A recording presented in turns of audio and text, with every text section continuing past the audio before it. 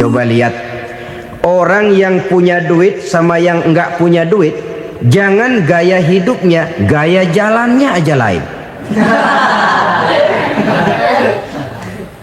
Wahia lisanun liman arada fasahatan, wahia silahun liman arada qitala. Uang adalah senjata yang paling ampuh bagi orang yang mau pergi.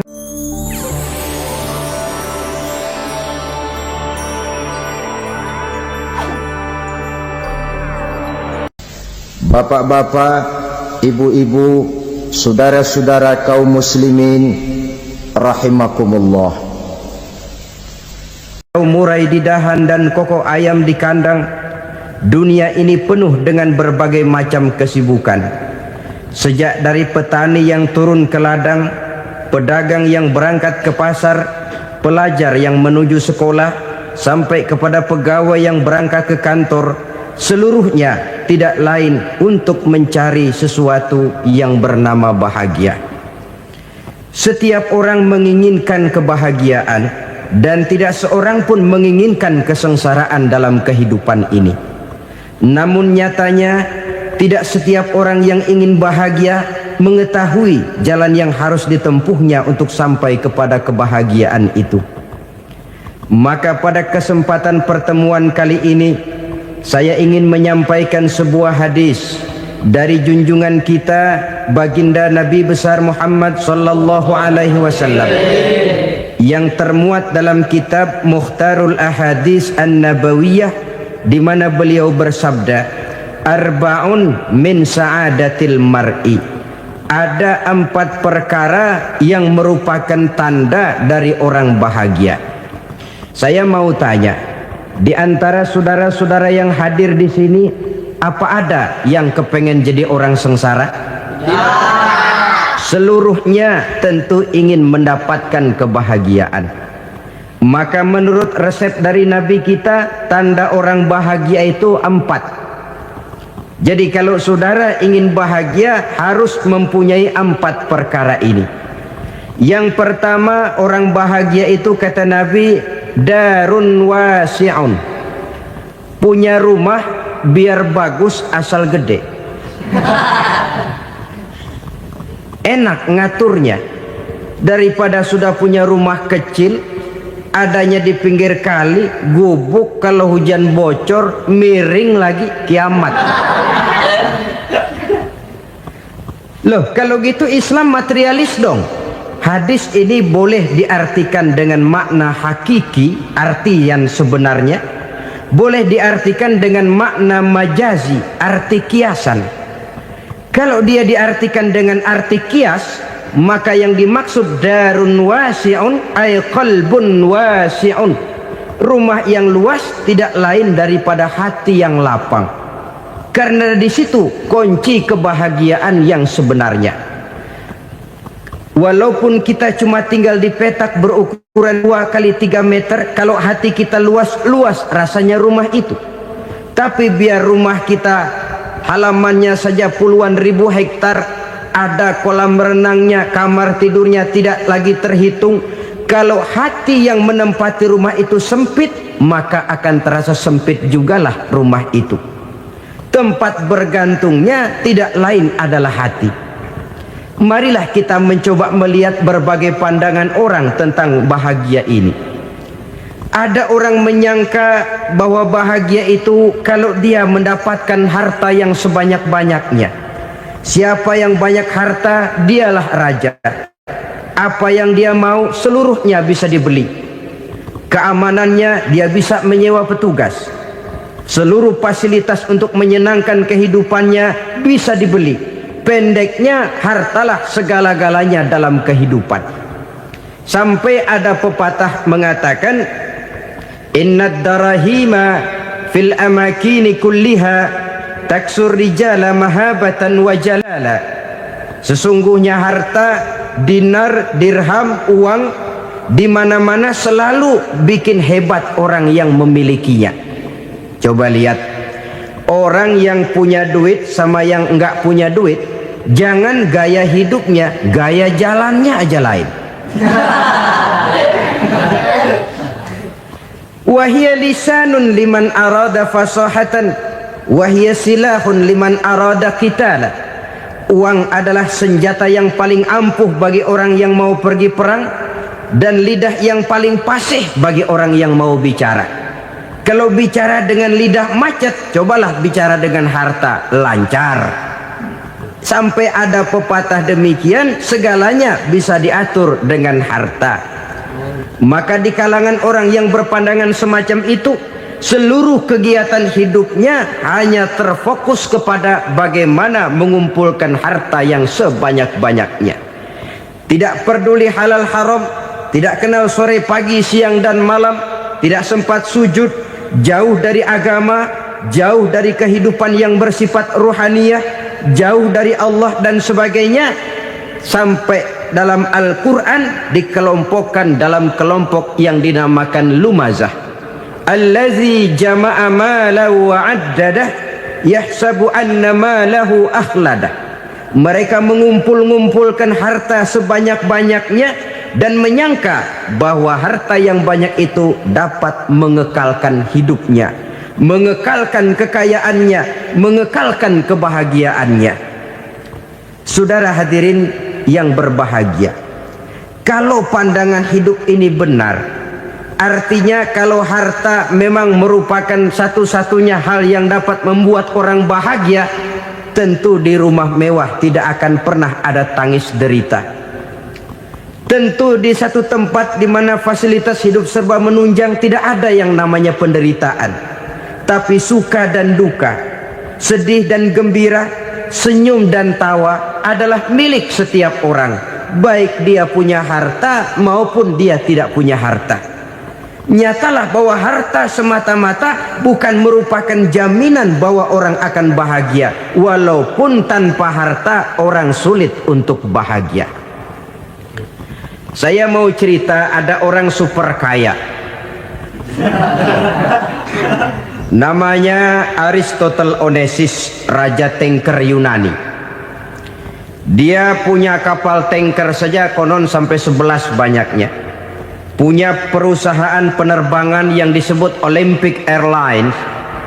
Punya hotel di berbagai kota besar di dunia ini, sejak dari New York, London, Paris, Rome dan sebagainya. Bahkan punya pulau yang dia namakan Pulau Scorpio. Ini kan namanya sudah kaya nggak tanggung-tanggung, punya pulau. Nah, dia punya 2 orang anak, yang satu laki-laki namanya Alexander, yang satu perempuan namanya Maria Onesius. Seluruh harapannya tertumpah kepada anak lakinya Alexander ini, yang akan meneruskan usahanya, meneruskan kekayaannya, meneruskan dinastinya. Apa yang terjadi? Ternyata anak yang dia harapkan yang bernama Alexander ini mati muda dalam kecelakaan pada waktu dia olahraga. Apa olahraganya? Namanya olahraga anak orang kaya, golongan jet set. Olahraganya olahraga pesawat terbang. Jatuh, ya nggak kapungut, habis mati. Tinggal satu anak perempuannya, Maria Onesius. Tapi anak perempuan ini juga malah urakan. Terakhir dia pacaran, bahkan kemudian kawin sama orang Rusia. Rupanya Aristotle Onesius ini broken. Kekayaannya yang berlimpah ruah, perusahaannya yang begitu banyak, siapa yang akan meneruskan? Siapa yang akan menggantikan? Sampai kemudian dia mengurung diri di Pulau Scorpio dan mati di sana secara mengenaskan.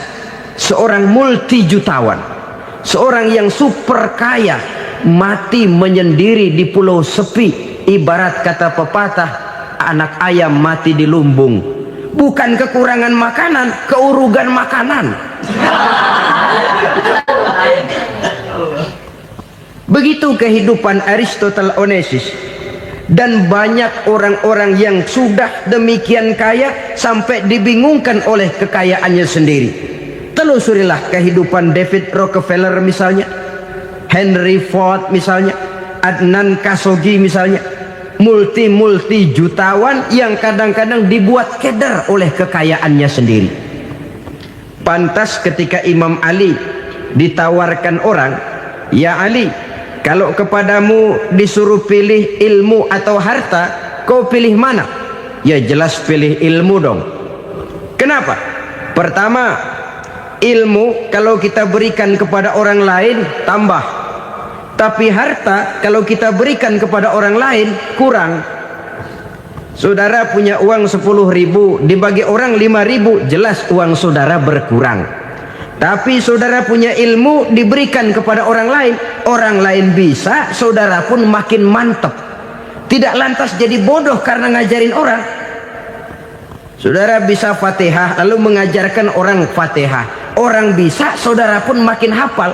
Tidak lantas setelah diajarin orang ilmunya hilang. Begitu datang dia minta orang, tolong ajarin saya Fatihah, udah habis, nggak ada.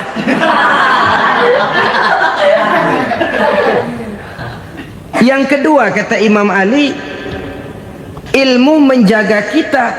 Kalau harta kita yang harus jaga. Makin banyak ilmu makin terpelihara diri seharusnya. Tetapi makin banyak harta makin bingung kita jaganya. Sampai kadang-kadang kalau perlu seluruh keliling rumah dipasangi alarm. Belum cukup disewakan anjing besar-besar, pasang di depan pintu, awas anjing galak. Masih belum cukup juga, cari centeng tukang-tukang kepruk jaga rumah. Masih terasa belum aman, padahal rumahnya dikelilingi tembok besar. Di balik tembok ada pintu-pintunya tebal. Di balik pintu itu terbuka masuk kamar, kamar pun ada pintunya, pintunya pun kuat. Masuk ke dalam kamar ada lemari, lemarinya pun pintunya kuat, dikunci, kuncinya pun kuat. Tapi tahap seluruhnya yang timbul cuma sekedar was-was saja. Kesimpulannya sekali lagi, tanpa harta orang memang sulit untuk bahagia. Tapi harta semata-mata tidak merupakan jaminan orang akan bahagia. Dengan hati yang luas, itu modal utama untuk mencapai kebahagiaan hidup. Orang yang hatinya luas, saudara-saudara, punya hati yang lapang, melihat kenyataan hidup ini, dia bersyukur senantiasa kepada Allah. Lantas tidak timbul hasud dan iri hatinya. Oleh karena itu jiwanya selalu lapang. Kalau tidak, cupik hati namanya, dangkal pandangan, tidak senang melihat orang lain dapat nikmat, dan itu sering dijadikan contoh. Kalau orang yang lapang dada, dia lihat tetangganya beli TV baru, dia berkata, alhamdulillah ya, tetangga kita beli TV, mudah-mudahan kita bisa ikut nonton. Lapang dadanya. Tapi orang yang sempit hati, lihat tetangga beli televisi, meriang. Enggak diapa-apain, meriang. Besoknya dengar tetangga beli motor, makin sakit, ke rumah sakit. Lalu di rumah sakit dengar tetangganya beli mobil, mati. Disiksa oleh perasaannya sendiri. Orang kalau hati sudah sempit dalam hidup, kemanapun dia pergi, sempit rasanya medan kehidupannya. Kemudian kita melihat juga ada orang yang menilai bahwa bahagia itu katanya kalau punya kedudukan yang tinggi, pangkat yang agung, wibawa yang besar. Mungkin betul, tapi mungkin juga tidak. Bergantung kepada hati orang yang punya pangkat itu. Sama dengan harta tadi. Harta akan membawa bahagia kalau dia jatuh ke tangan orang yang berhati lapang. Tapi harta akan jadi bencana kalau jatuh ke tangan hati orang yang sempit. Pangkat akan membawa bahaya kalau jatuh di tangan hati orang yang sempit. Lebih dari itu, kenyataan mengajarkan kepada kita bahwa ternyata pangkat dan jabatan tidak selamanya memberikan kebahagiaan dalam kehidupan. Bahkan resikonya kelewat besar. Beberapa bukti kita bisa ambil dari para pemimpin dunia yang menjadi korban lantaran pangkat dan jabatan yang disandangnya. Saudara ingat Presiden Abraham Lincoln dan John Kennedy dari Amerika? Dibunuh orang. Park Chung-hee dari Korea Selatan, Ziaur Rahman dari Bangladesh, Anwar Sadat dari Mesir, terakhir Indira Gandhi dari India. menjadi korban dari pangkat dan jabatan yang disandangnya dari orang-orang yang tidak senang dia memegang jabatan itu. Dia akan mudah mengundang bencana. Sehingga pantas kalau seorang presiden terkemuka Amerika, Harry Truman namanya, dia mengatakan jabatan presiden itu, kata dia, seperti orang nunggang macan, naik macan, harus kita taiki, kalau enggak dia bakal nerekam kita, ngeri katanya. Adapun orang yang hatinya lapang, kalau dia menerima pangkat dan jabatan, dianggapnya itu satu kesempatan untuk berbuat baik. Tapi orang yang berhati sempit, menerima pangkat dan jabatan, bukan kadang-kadang menerima, malah berusaha setengah mati mencapai dengan segala cara. Kalau perlu jilat atas, jilat atas. Jadi golongan sumuhun dawuh. Jadi kelompok kulon nuwun, yes sir, yang kerjanya cuma oke bos. Kalau perlu jilat atas, jilat atas. Kalau perlu injak yang bawah, injak yang bawah.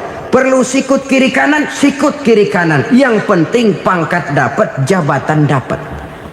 Orang yang semacam ini, kalau sudah mempunyai pangkat dan jabatan, biasanya dia tidak menganggap itu sebagai amanah, tidak menganggap sebagai kesempatan berbuat baik, tapi malah kesempatan untuk memperturutkan hawa nafsunya yang dilatar belakangi oleh kesempitan hatinya tadi.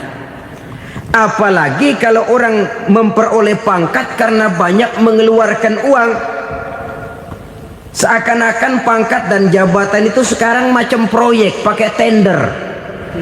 Siapa yang berani bayar segini naik, nggak berani minggir. Padahal logikanya, kalau orang mencapai satu jabatan karena banyak mengeluarkan uang, hampir bisa dipastikan bahwa setelah jabatan itu dia pegang, langkah pertama yang akan dilakukannya ialah berusaha bagaimana uang yang dia keluarkan supaya kembali. Ya paling kurang pulang modal dulu dong. Soal mikirin rakyat soal nanti, tapi ini modal harus pulang. Itu celakanya kalau orang memperoleh pangkat dan jabatan cuma karena banyak mengeluarkan uang. Jarang orang yang mempunyai keyakinan dan pandangan bahwa pangkat dan jabatan merupakan amanah. Jadi sekali lagi, pangkat dan jabatan mungkin saja membawa kebahagiaan kalau jatuh ke tangan orang yang berhati lapang. Tapi bisa jadi bencana kalau dia jatuh ke tangan orang yang mempunyai hati yang sempit. Dan lagi-lagi stresnya hati yang lapang. Lalu sebagian orang, saudara, ada yang berpandangan katanya bahagia itu kalau jadi orang terkenal, mempunyai popularitas, menjadi idola di kalangan remaja, di kalangan orang tua, di segala lapisan masyarakat. Padahal makin populer orang makin terikat dia. Ya kalau macam kita ini kan nggak punya nama, nggak populer, tengah malam buta mau nongkrong di warung Tegal aman. Tapi pangkat, jabatan, kedudukan, popularitas menyebabkan kita diikat dengan berbagai macam peraturan. Cuma mandi sama ke WC saja yang nggak dikawal.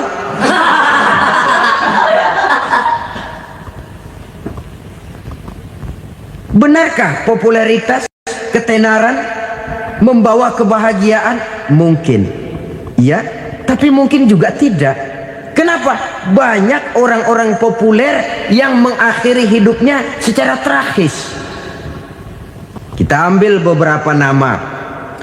Di Amerika tahun 60-an ada bintang seksi paling terkenal yang dijuluki sex bomb, bom seks.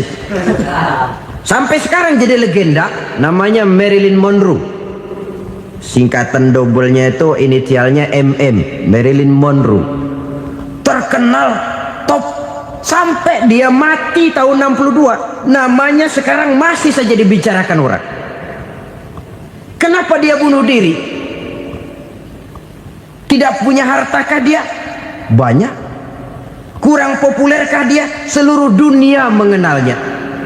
Sejak rakyat kecil sampai pejabat tinggi dia punya hubungan. Kenapa? Jenuh. Dia terlahir dalam keadaan yatim. Setelah itu tidak lama dia berangkat remaja, ibunya meninggal. Pindah dari wanita asuh ke wanita asuh sampai 12 orang ibu angkatnya. Dan kekecewaan yang paling parah, setiap laki-laki yang dekat dengannya hanya seperti kapal berlabuh.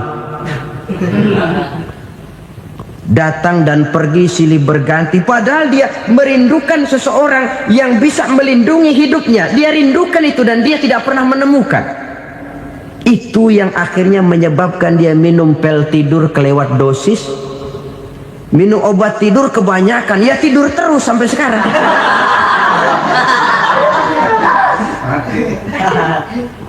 Dia mengakui, saya telah memiliki ketenaran, tapi saya tidak pernah hidup dalam ketenaran itu. Saya pandai main sandiwara, tapi saya ingin hidup dalam alam yang real sebagaimana umumnya orang. Itu yang dia rindukan. Menyusul jejak yang namanya Marilyn Monroe ini, Billie Holiday, saudara kenal tentu. Di rumah sakit dirawat. Dia juga minum obat overdosis, mati lagi. Jimi Hendrix minum obat tidur overdosis kelewat batas, mati lagi. Lalu yang menghanyutkan diri di danau, Janis Joplin dan Brian Jones. Ini orang-orang populer, orang-orang terkemuka yang mengakhiri hidup secara tragis, bukan karena tidak terkenal, mungkin karena sudah saking terkenalnya. Contoh paling belakangan, Bruce Lee. Wah, ini tukang-tukang keprok tentu kenal siapa dia. Sampai sekarang pun tabir kematiannya masih merupakan misteri. Dan yang masih hidup juga menunjukkan gejala yang aneh. Michael Jackson, rumahnya di Beverly Hills itu dijaga sedemikian rupa, dan dia selalu curiga kepada setiap makanan harus steril, bersih dari segala macam kimia. Kemana dia pergi, itu tukang-tukang keprok sudah selalu menjaga dan mengawal, dan dia seakan takut menunjukkan mukanya yang asli. Hingga kalau tampil ke tengah di luar show, dia kadang memakai pakaian yang tidak menunjukkan dia yang sebenarnya, takut dikenali orang. Ternyata popularitas sering jadi momok yang meracuni kehidupan manusia. Oleh karena itu, benarlah junjungan kita pada saat beliau mengajarkan orang akan bahagia kalau dia mempunyai hati yang lapang. Nah, sekarang masalahnya untuk mendapatkan hati yang lapang, caranya bagaimana? Kita kembali kepada konsep Quran. Allah mengajarkan, ala inna bidzikrillahi tatmainnul qulub. Ketahuilah bahwa dengan banyak mengingat Allah, hati akan tenang, jiwa akan lapang. Dengan kata lain, dekat dengan agama, merasakan kehadiran Allah dekat dalam hidup. Itu muara pertama untuk mencapai hati yang lapang. Ala inna bizikrillahi tatmainnul qulub. Jangan macam orang sekarang ingin mendapatkan ketenangan lalu tapak di puncak gunung, di gua-gua, di tempat sepi. Iyalah kalau nggak ada ular. Kalau tergigit ular berbisa, ketenangan belum, mati jelas itu. Islam positif untuk mendapatkan ketenangan. Ala inna bizikrillahi tatmainnul qulubi. Bahwa ketahuilah bahwa dengan banyak mengingat Allah, hati akan tenang, jiwa akan lapang, nuansa pikiran akan luas. Karena yang namanya bahagia ada dimanapun manusia berada. Di kampung ada bahagia, di kota ada bahagia, di ngarai, di lembah, di gunung, di hutan, di lautan, di angkasa luar, dimanapun bahagia itu ada kalau kita bermodalkan hati yang lapang ini. Dan hati akan lapang kalau kita dekat dengan agama. Dekat dengan harta buat sementara hati mungkin tenang, tapi ketenangan yang relatif dan temporer. Apalagi orang tiap kali tambah harta, tiap kali tambah rencana. Itu wajar. Mungkin sebelumnya saudara berpikir, kalau punya duit 5.000 enak nih.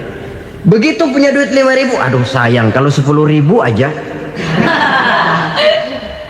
Tiap kali tambah harta, tiap kali lain rencana. Makin banyak rencana, makin menjauhkan kita dari yang namanya ketenangan. Padahal ketenangan merupakan unsur utama untuk mencapai bahagia. Dan ketenangan itu bermuara dalam hati manusia. Tengoklah kehidupan ini. Orang yang banyak harta dengan orang miskin, berbedakah rasa sakit yang mereka tanggungkan? Rasanya tidak. Walaupun si kaya tidur di kasur empuk berselimutkan sutra mahal, sementara si miskin meringkuk di balai bambu yang keras dan kasar. Apabila maut datang, dia juga tidak pernah pilih bulu. Maut datang menjemput si kaya di singgasana keemasannya, dikelilingi oleh para pengasuh, dayang dan inang serta para pengawal. Dan maut pun datang menjemput si miskin papa, sehingga ia tergelepar di tepian jalan. Kedua-duanya bernama mati. Kalau nyata bahwa sakit yang ditanggung si kaya tidak beda dengan sakit yang ditanggung si miskin, bukan harta semata yang membuat orang bahagia. Hati yang tenang, jiwa yang lapang penuh kedamaian karena banyak berzikir dan mengingat Allah, itu merupakan modal utama untuk mencapai sesuatu yang bernama bahagia.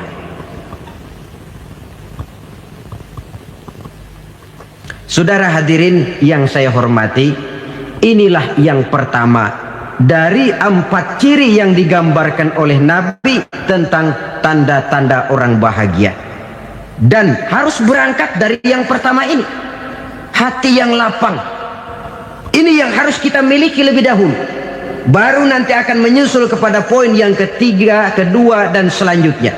Sebab kalau hati sudah terisi dengan jiwa yang lapang, seluruh persoalan insya Allah akan bisa kita atasi dengan sebagaimana mestinya. Yang kedua sekarang, tanda orang bahagia menurut baginda Nabi, markabun syariah. Orang bahagia itu, kata beliau, punya kendaraan biar cepat asal lancar. Artinya kemana dia mau pergi mudah. Apa maksud hadis ini? Kalau kita kaji lebih dalam, kendaraan itu kan alat transportasi. Transportasi tidak lain adalah usaha memudahkan komunikasi. Pindah dari situ kepada teori bahwa manusia adalah zon political, makhluk bermasyarakat yang tidak bisa memenuhi kebutuhan hidupnya secara sendirian. Kita memerlukan keberadaan orang lain dalam kehidupan ini. Untuk memakai baju saja kita sudah perlukan petani yang tanam kapas, pabrik yang memintal kapas jadi benang, pabrik yang menenun benang jadi kain, sampai kepada mesin jahit, sampai kepada tukang jahit. Itu cuma untuk memakai pakaian saja. Tidak seorang pun di antara kita yang sanggup memenuhi kebutuhan hidupnya secara sendiri. Kita perlu orang lain. Maka kebebasan dalam arti mutlak, kebebasan tanpa batas, itu tidak mungkin ada dalam kehidupan. Karena kita mengadakan yang disebut interaksi sosial. Setiap kegiatan kita tentu melibatkan orang lain. Menurut kita barangkali kita bebas jalan di jalan raya semaunya, tapi orang lain berkendaraan pun merasa bahwa ini ada juga jalan haknya, dan begitu selanjutnya. Oleh karena itu, maksud dari kendaraan yang cepat ini adalah khulata'uhu ma'as solihin. Lingkungan pergaulannya terdiri dari orang-orang soleh. Pergaulannya luas. Kemana dia pergi ada temannya. Kesulitannya ada tempat dia cerita. Dan kesulitan kalau sudah diceritakan kepada orang lain, taruh kata orang itu tidak bisa menolong, namun menceritakannya kepada orang yang kita percayai, kan paling kurang sudah mengurangi beban jiwa, mengurangi tanggungan batin, merasa masih ada tempat kita cerita. Maka lebih baik orang awam yang mau bergaul ketimbang orang setengah alim tapi ngunci pintu. Sebab nantinya akan timbul sikap picik, cupik pandangan, dan tidak luas menghadapi kenyataan dalam kehidupan ini. Namun yang harus kita garis bawahi, pergaulan memang mesti luas. Namun jangan sekali-kali lupa bahwa pergaulan sangat besar pengaruhnya dalam ikut membentuk kepribadian manusia. Sehari-hari bisa kita bilang, kalau kita dekat sama tukang minyak wangi, sekalipun nggak dibagi minyaknya, baunya tentu dapat. Betul? Tapi dekat sama tukang elas, walaupun nggak kena apinya, asapnya mesti kena. Kalau Syauqi mengatakan lebih jelas lagi, man asyaral asrafa asa musyarrafan wa muasyiral anzali ghairu musyarrafin. Awalam taral jildal hakira muqabbalan bisagri lamma sara jildal mushaf. Siapa yang bergaul dengan orang mulia, dia bakal ikut menjadi mulia. Tapi siapa yang berteman dengan orang hina, dia tidak bakal ikut menjadi mulia. Tidakkah kau lihat, kata Syauqi, kulit kambing yang hina pun dicium orang ketika menjadi kantong Quran. Kulit kambing hina, kalau dia sendirian gak ada yang mau cium. Tapi begitu dia bergaul dengan Quran, menjadi kantong Quran, dipakein minyak wangi, ditaruh di tempat yang tinggi, mau diambil dicium dulu, dibawa dengan penuh hormat dan hati-hati. Kulit kambing yang hina lantaran berteman dengan Quran, numpang mujur. Tapi coba lihat kalau kulit kambing berteman dengan kayu, jadi beduk, habis. Zohor dikemplang, asar dipukul. Itu pun sedikit saja, cuma salah milih teman. Yang temennya Quran dihormati orang, yang temennya kayu lantaran jadi beduk, gelap-gelap subuh orang udah kemplangi.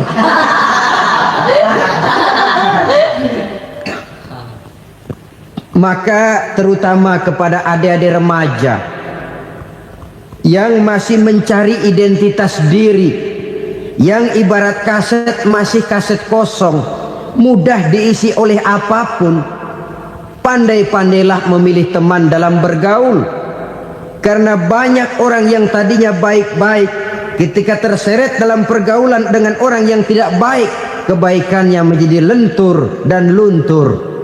Tapi berapa banyak bajingan-bajingan tengik, orang-orang yang berlumur noda dan dosa, tiap hari melakukan maksiat, namun bergaul dengan orang yang baik-baik, pada akhirnya sedikit demi sedikit beringsut dan berangsur dia terbiasa mengikuti kebaikan-kebaikan. Saya tekankan ini kepada remaja karena mereka masih mencari identitas diri. Apa yang mereka lihat mereka mau, apa yang mereka dengar mereka ingin tahu. Coba lihat kehidupan remaja. Pulang nonton film Rambo, pengen jadi Rambo, gagah, maunya belekai melulu. Pulang nonton film Superman, pengen bisa terbang. Pulang nonton India, nyanyi melulu. Wajar, mereka masih mencari identitas diri. Saya ini sebenarnya siapa? Lingkungan, pergaulan akan membentuk itu. Karena itu pandai-pandailah bergaul, karena ia sangat besar pengaruhnya dalam ikut membentuk kepribadian manusia. Apalagi sifat yang jelek lebih cepat menularnya ketimbang sifat yang baik. Sifat yang baik, watak yang soleh itu lambat sekali untuk menular. Tapi yang tidak baik, kan prosesnya mah kalau remaja biasanya mula-mula dengar. Karena dengar lalu pengen tahu. Karena pengen tahu lalu ngeliatin. Begitu ngeliatin kan pengen nyobain. Setelah nyobain ketagihan. Nah, ini prosesnya. Yang namanya ganja, morfin, narkotik, awalnya kan begitu. Mula-mula denger, katanya kalau sudah fly to the sky, sudah melayang ke langit, katanya disitulah puncak kebahagiaan. Mulanya cuma denger. Karena denger pengen tahu. Karena pengen tahu lalu ngeliat, kumpul sama orang yang suka ngeganja. Setelah ngeliat, nah pengen ngerasain. Begitu ngerasain enak juga, ketagihan. kalau sudah ketagihan jadi penyakit kronis, bisa merembet kepada yang lain. Iya, kalau orang tuanya mampu untuk beli morfin, beli ganja. Kalau tidak kan pikirannya ngayap, jemuran siapa ya gue sahabat. Timbullah perbuatan-perbuatan negatif yang bermula dari salah pergaulan.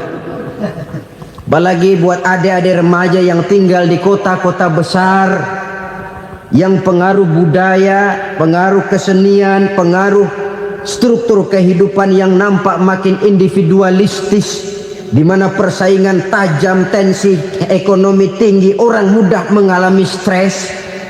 Pandai-pandailah dalam bergaul, sekali lagi, karena ia sangat besar pengaruhnya dalam ikut membentuk kepribadian manusia. Orang bahagia punya kendaraan yang cepat, artinya punya pergaulan yang luas, dan lingkungan pergaulannya terdiri dari orang-orang yang soleh. Kemana dia pergi ada teman, kesulitannya ada tempat dia cerita. Tapi kalau sudah menyendiri, hidup sendiri, kesulitan dipikiri sendiri, bisa mati belum waktunya. Tidak ada tempat berbagi rasa, tidak ada tempat bercerita, tidak ada tempat mengurangi beban dalam kehidupan. Pantas betul kalau Islam sangat menggalakkan dan menganjurkan orang kalau sudah sampai waktunya itu untuk melangsungkan nikah. Kata Nabi, ya ma'syaras syabab man istata'a minkumul ba'at falyatazawwaj. Hai para pemuda, kalau sudah mampu memberi nafkah, kawinlah, nikahlah kamu. Kenapa? Sudah ada teman hidup, tempat berbagi rasa. Kesulitan kalau ada tempat cerita akan lebih ringan ketimbang kita telan sendiri, walaupun bobot kesulitannya sama beratnya. Saudara-saudara kaum muslimin rahimakumullah, inilah ciri yang kedua, punya kendaraan biar cepat asal lancar. Kemana kita mau pergi gampang. Dengan kata lain, setelah hati yang luas, pergaulan yang luas. Dua. Yang ketiga sekarang, tanda orang bahagia itu menurut Nabi, misbahun mudhi'un, punya lampu yang terang. Oh, itu enggak problem. Sekarang sudah zamannya listrik masuk desa, Pak.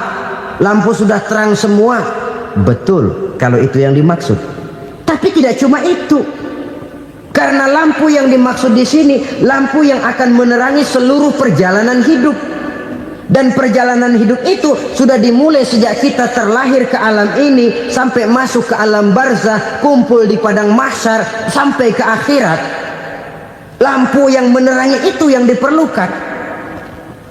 Kalau lampu, katakanlah yang paling top sekarang kan lampu jenis Mercury. Taruhlah itu di rumah kita, dia cuma menerangi rumah kita, menerangi hati pun tidak sanggup.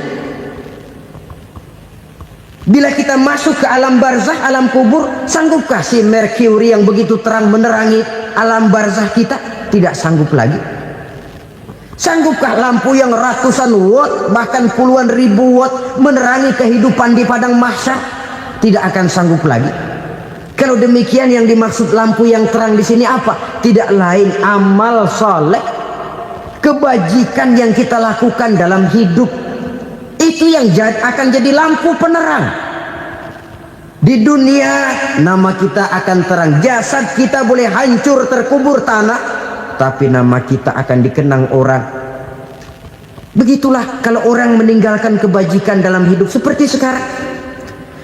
Ribuan orang tiap saat berziarah ke kubur Imam Syafi'i, ke kubur Imam Malik, ke kubur Imam Ghazali, ke kubur orang yang baik-baik, orang yang soleh-soleh. Kebajikannya yang ditinggalkan, yang mengukir namanya dengan tinta emas. Sehingga saudara sudah terbaring di alam kubur, orang lewat, Allah, ini kuburannya Fulan bin Fulan, dulu ini kebaikannya Masya Allah, saya ikut merasakan. Mari kita mampir sebentar, kita Fatihah, mohon disampaikan Allah pahalanya kepada almarhum. Al-Fatihah. Itu kalau orang baik-baik. Lalu saudara tanya, Pak, orang mati dikirimin Fatihah apa nyampe pahalanya? Saya jawab, kalau saudara nggak percaya, mati dulu dah. Nanti saya Fatihain, tungguin di sana. Umpama nggak sampai balik lagi kemari.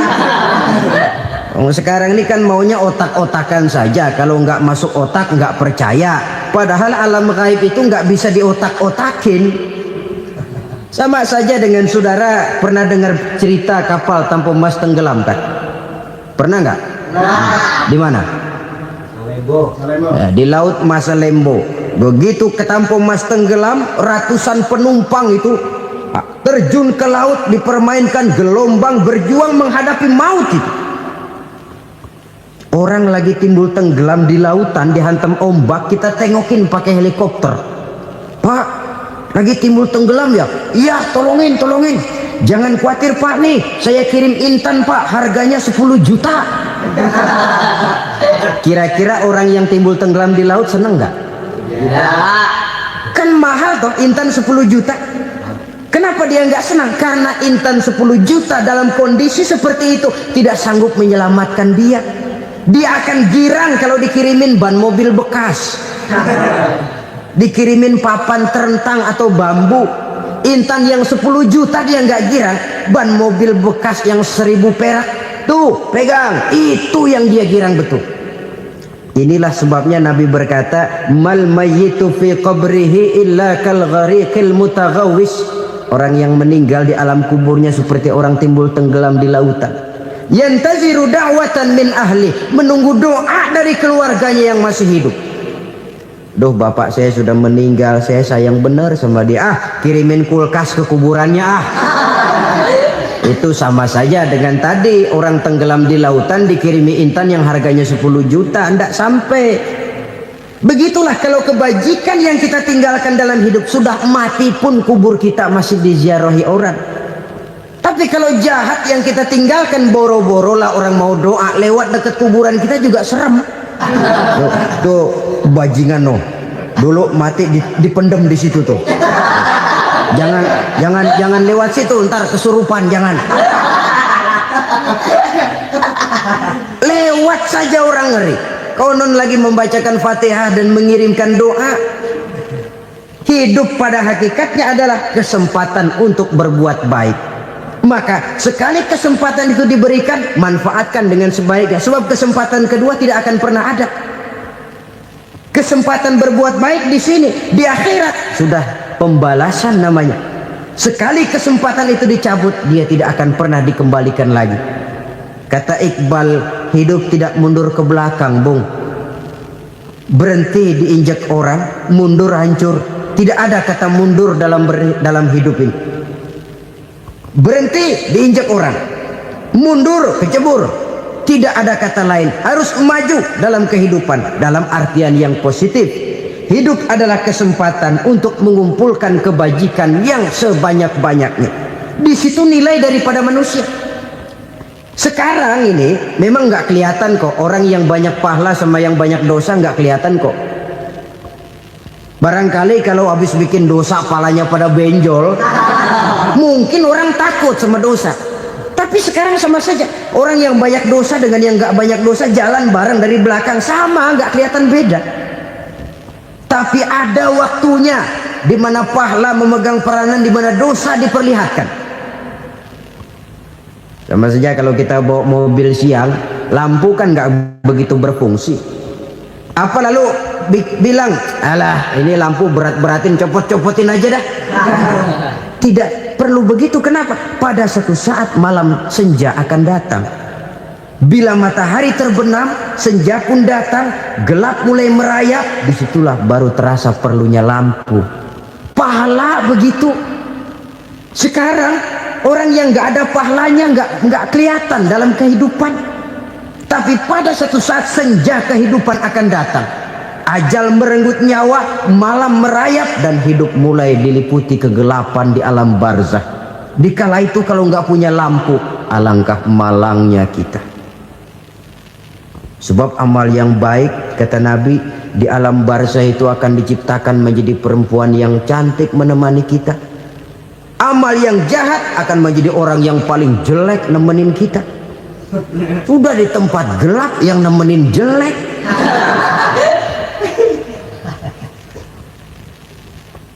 Kaum muslimin rahimakumullah,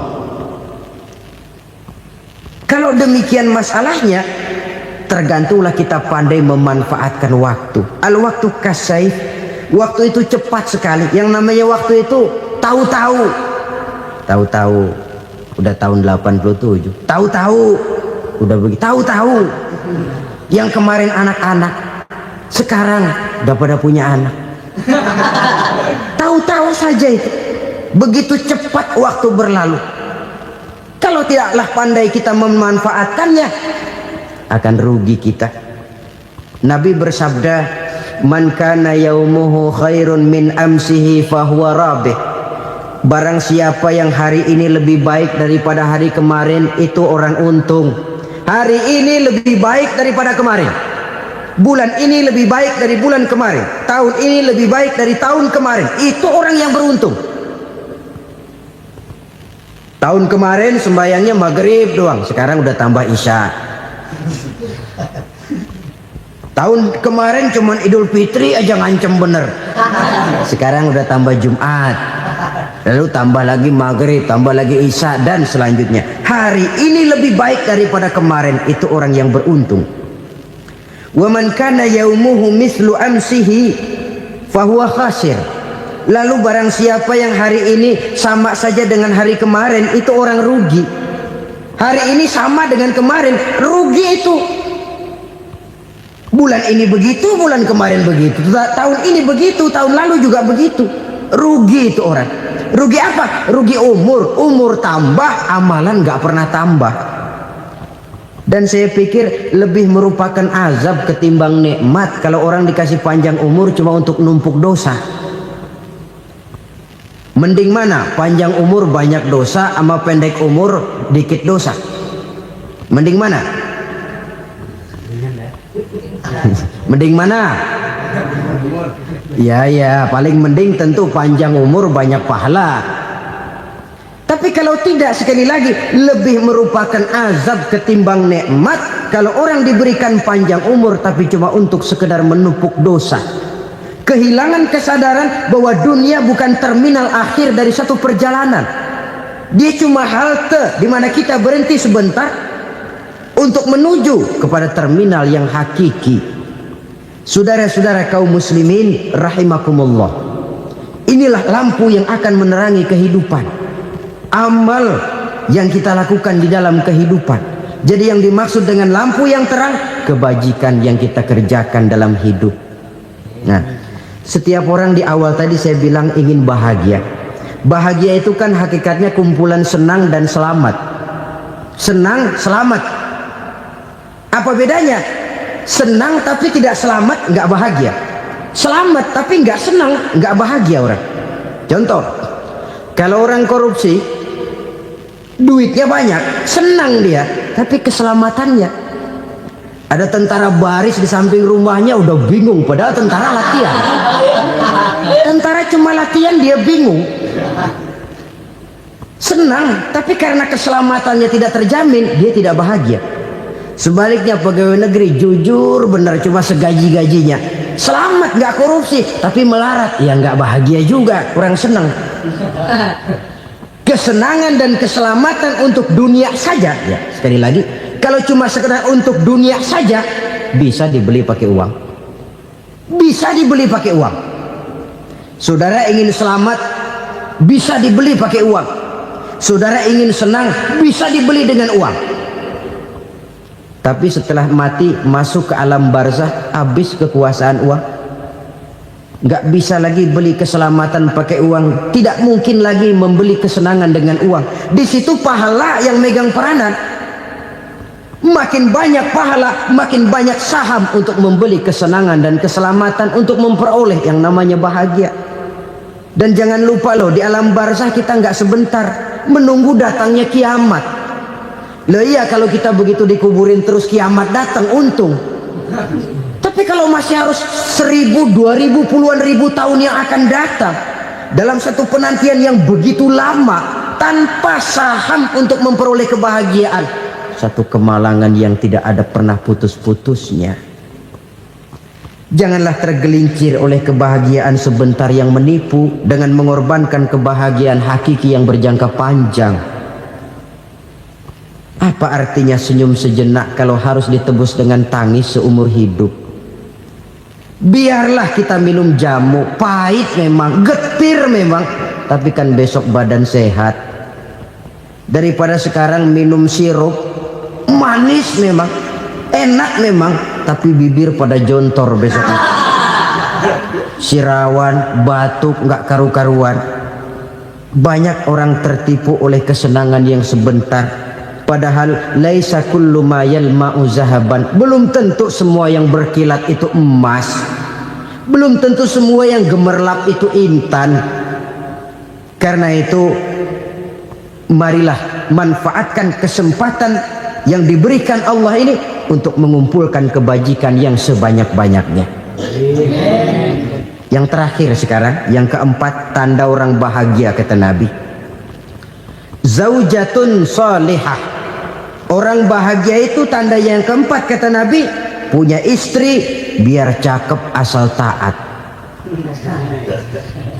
Sudah surga itu sudah. Cakep taat. Istri kayak gitu, kalau belum mati jangan dikuburin dulu itu. Sudah cakep taat lagi. Tapi kadang-kadang enggak, udah jelek ngadat melulu. Apa yang mau dipilih?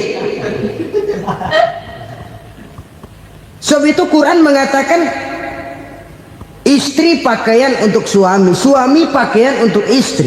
Kenapa suami istri diibaratkan pakaian? Alangkah tingginya gaya bahasa Quran ini. Suami istri teman hidup, hidup perjalanan panjang.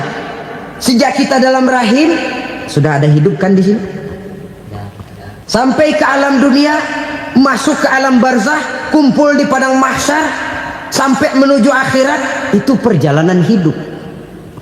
Carilah istri atau suami teman hidup yang membawa manfaat tidak hanya kehidupan di dunia ini, sampai di alam barzah, sampai di padang mahsyar. Suaminya mungkin meninggal lebih dulu atau istrinya mungkin meninggal lebih dulu, tapi suami atau istri yang masih hidup berbuat kebajikan. Suami saya meninggal, ada hartanya, saya sedekahkan, niat pahala untuk almarhum suami saya. Ini teman hidup, tidak dibatasi dan tidak bisa dipisahkan oleh maut sekalipun. Zohirnya mungkin pisah, badannya mungkin pisah, tapi hatinya, jiwanya, kebersamaannya dalam menghadapi kehidupan. Karena itu, saudara-saudara, bahasa Quran indah. Suami istri diibaratkan seperti pakaian. Apa fungsi pakaian? Pertama, pakaian jadi kebanggaan. Artinya suami harus menjadi kebanggaan istri, istri harus jadi kebanggaan suami. Yang kedua, pakaian itu kan fungsinya menutup aurat. Artinya sesama suami istri harus saling menjaga kekurangan masing-masing. Jangan malah sesama suami istri saling membongkar rahasia dan aibnya sendiri-sendiri. Istrinya diceritain jeleknya di mana-mana, atau suaminya dibongkar rahasianya di pasar umum. Itu sudah tidak lagi berfungsi sebagai pakaian. Kenapa semua ini diperlukan? Karena kita menyadari bangsa yang baik terdiri dari masyarakat yang baik. Masyarakat yang baik merupakan susunan dari warga yang baik. Warga yang baik adalah terdiri dari rumah tangga yang baik. Dan rumah tangga yang baik merupakan susunan dari pribadi yang baik. Dari situ langkah dimulai. Membangun satu bangsa yang baik diawali dengan membangun rumah tangga yang baik, dengan menciptakan pribadi-pribadi yang baik. Sehingga dari sini diharapkan berkembanglah nilai-nilai kebaikan. Orang akan bahagia mempunyai istri yang soleh.